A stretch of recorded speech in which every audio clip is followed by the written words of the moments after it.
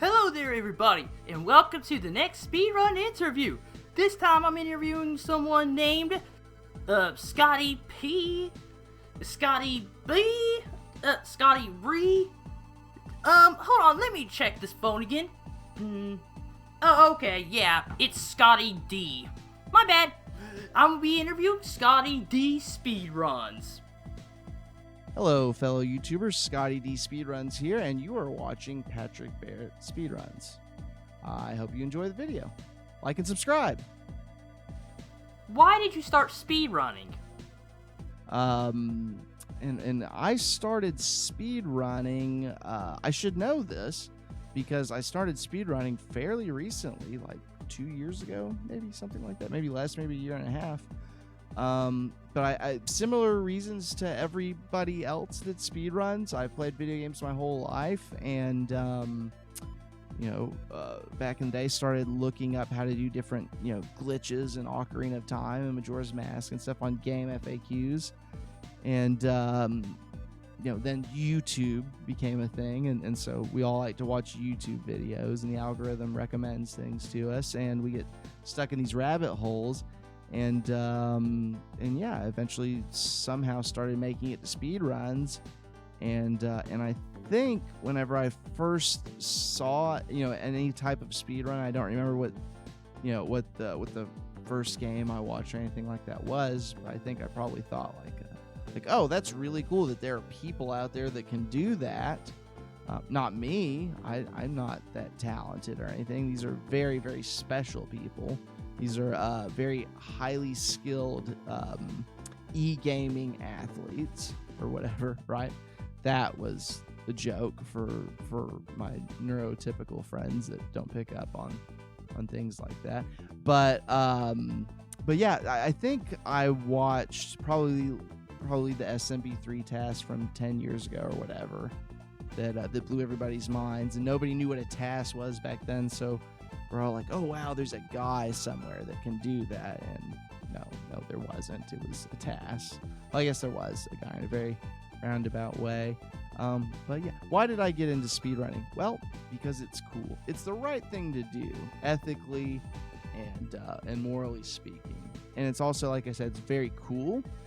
If you speedrun, for those of you that don't, that may be watching this, girls are going to talk to you a lot. You're going to have a lot of friends, number two, and people are going to think that you're going to be very popular.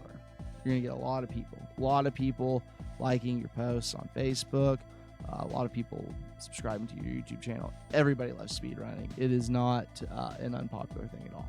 Yeah. What games are you currently speedrunning, and what games do you plan on speedrunning in the future? So first of all, I started off speedrunning Super Mario Brothers, the first one from 1985 or whatever, the one on the Nintendo, and I had a good time with that. But after a while, I got very bored with it. It's very monotonous. It's the same thing over and over and over. You play through, it's a short run, but you play through, so many levels to get to this really hard trick that you try and you fail. And you do the whole thing again, nail the moderate to easy tricks, get to that hard trick, and you fail again. It got to be a bit much. I think I got down to 5 minutes 35.88 seconds or something like that. And then one of my dear friends said, "Hey, what can I get you for your birthday that you appreciate?" And I said, well, whenever I was a kid, actually, I didn't say this. It was very short. I said to her, but you probably want to know, whenever I was a kid, I had a Sega Genesis. I didn't have access to be able to go buy games whenever I wanted. I had, I think, I had 4 games I remember. I had Streets of Rage 2. I had Pac-Man 2, The New Adventures, which is a wonderful, confusing, terrible, awful game. Look up a speedrun of it. I play it on my on Cowboy Church, my casual gaming channel. If you want to check that out, but look it up. It's so stupid and so terrible and so much fun. I had Sonic 2. I had that. I had Vector Man, which is another really good game. I had Streets of Rage 2, which is a beat 'em up. If you're not familiar. I said, I'd like to play that. I played the game a lot as a kid. I would beat it all the time. That would be a fun one to pick back up on. I didn't think about it from a speedrunning perspective, even already speedrunning, but after I got the game, and she ordered it and gave it to me, and I was like, oh, this is cool. I said, I wonder, this isn't really the type of game that you speedrun, but, I just want to see what comes up on YouTube if I search it. And then I inevitably found videos from some of my now peers, my e-gaming athlete peers, King Iopa and Anthopants and West Point Steve and all of these people. I said, oh, wow, okay, people do speedrun this. And I always played their 4 characters, and I always played with Skate, who is, as far as movement speed, is the quickest character. That's who I played with as a kid. And I figured out, like, the big hulking tank, the slowest moving character, Max, is very popular with speedrunners because he's the fastest character, because he deals the most damage, right? So you get the guys dead, get them off the screen, move on to the next screen, and that's how you get through the game as quickly as possible. So I started speedrunning that, started learning the route, and have lowered my time considerably over the past 6 months I've been running the game. And I run there are 6 difficulties. I run max on very easy, the easiest difficulty, which to me, that combination is the any percent of Streets of Rage 2. It's the fastest way to beat the game. So I enjoy that. And I'm down. I actually just uploaded the 19 minutes and 42 seconds. I just broke the 20 minute barrier. I'm very excited about that. And once that run is verified, I will move from 9th place to 7th place for that category. But yeah, Streets of Rage 2. And as far as what games I plan on speedrunning in the future, more Streets of Rage 2, I think. It's so random, and every run is so unique that it never gets boring, and there's a lot of replay value. Like I said, six different difficulties, four different characters. I don't know how interested I am in learning characters other than Max. That may be something I get into, but I definitely want to pursue other categories once I get the world record for very easy, or push it as far as I can. But yeah, there are other games that I'm interested in. I really like the speedrun for Wii Sports Resort Golf. I think that one's very interesting. The AAA titles, all the Mario and Zelda games, and Super Metroid and stuff like that. All that stuff is really cool, and I'm very interested in it. But I've had to learn not to dive headfirst into everything that piques my interest.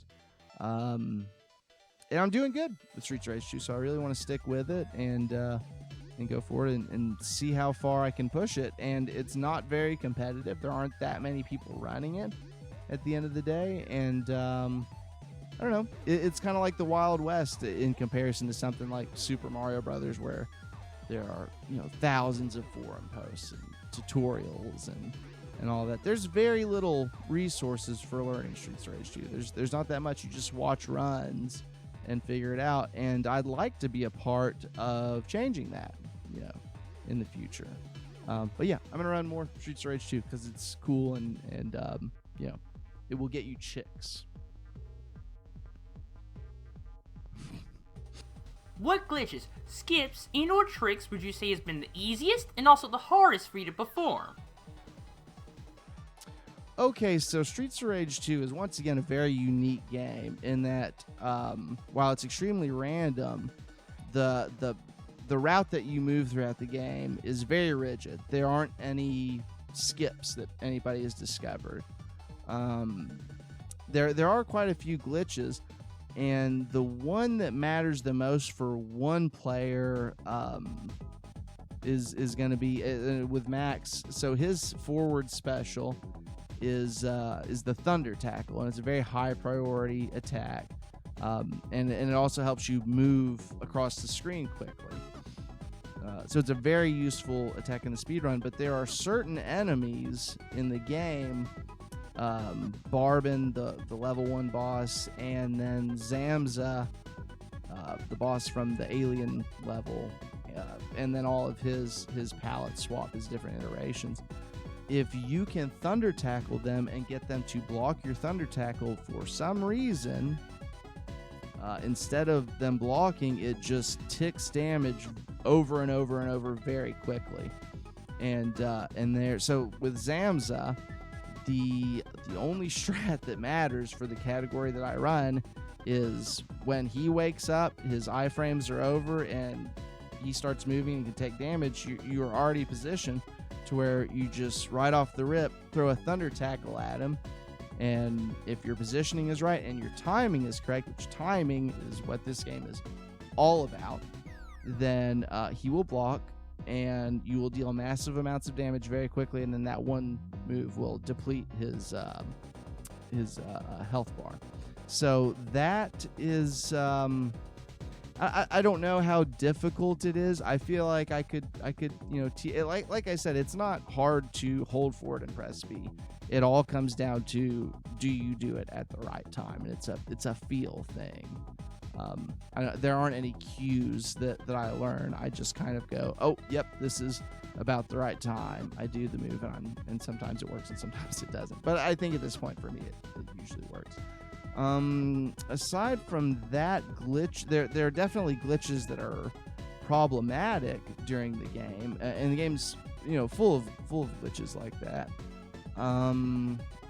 I would say the tricks are that you use are I mean really what it comes down to is timing and positioning. So there's the boss Abadede is an extremely difficult boss, and for the reason of you're trying to get grabs on him. You want to get enemies that have a large health bar. You want to get a back grab, and you want to jump and then drop them on your knee or whatever the move is. That deals a lot of damage, but it's very difficult. And with the enemies like Abadede, whenever you grab them, you have a couple of frames to do your move after you have the grab, or he's going to react, and it's very difficult. Or if you go to elbow drop to go into the grab, he might uppercut you, and it's one of the things that I'm just now starting to get comfortable being able to, fairly often get good times with Abadede, with very random difficult bosses. Yeah, I think that pretty much takes care of glitches and at least the relevant information for the run. What games were you shocked to see others speedrun? Streets of Rage 2. like I already said, I guess I just didn't think that was the type of game that people speedran, because it seems silly. It's a beat 'em up. You're fighting guys, but every game that has a beginning and end, I guess, can be speedrun, and come to find out, it's a really good speedrun. It's really fun to do. It's very gratifying for the runner. Other than that, what are some good ones? Wii Sports Resort Golf. That's something that whenever I saw, who's the YouTuber? It doesn't matter. The only YouTubers that matter are Patrick Barrett and Scotty D Speedruns. Like and subscribe to all of those guys. But whoever the guy was that uploaded one of these speedrunning history videos. I remember his name now. I'm not gonna say it. Summoning Salt. Amazing YouTuber. But I watched that and I was really enamored with it. I never played Wii Sports Resort Golf, but I don't know. It's a funny thing to think about, like, oh, I'm playing this game and it doesn't matter what my score is. Just how quickly can I beat it and get to the end. Yeah, Wii Sports Resort Golf, Streets of Rage 2. Very surprised. What is your biggest goal for speedrunning?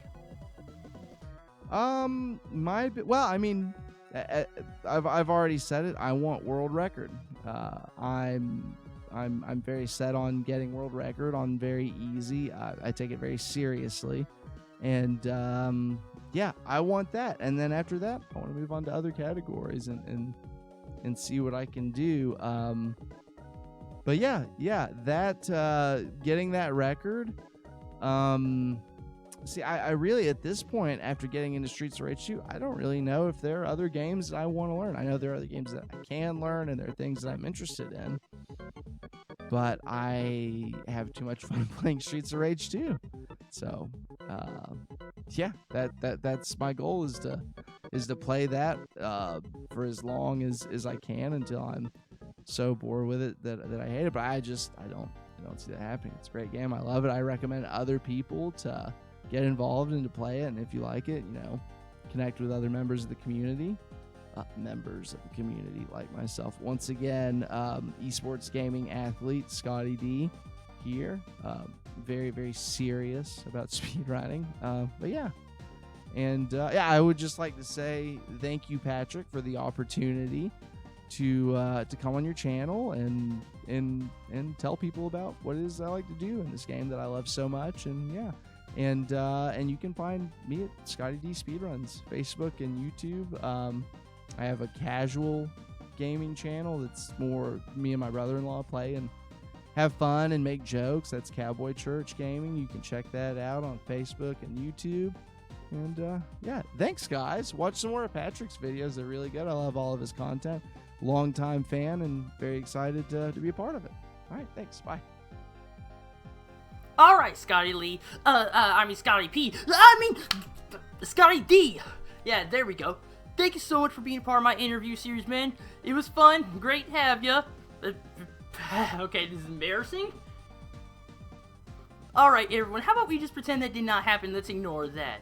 But if you guys want to check out Scotty D Speedruns, I'll leave links to his social media, his channels, and all in the description down below. But alright, that's going to be it for this interview. Thank you so much for watching. Like, content, subscribe. And I'll see you guys in the next video. Scotty P. Is this man made me, mess up my... Scotty D. Goodbye.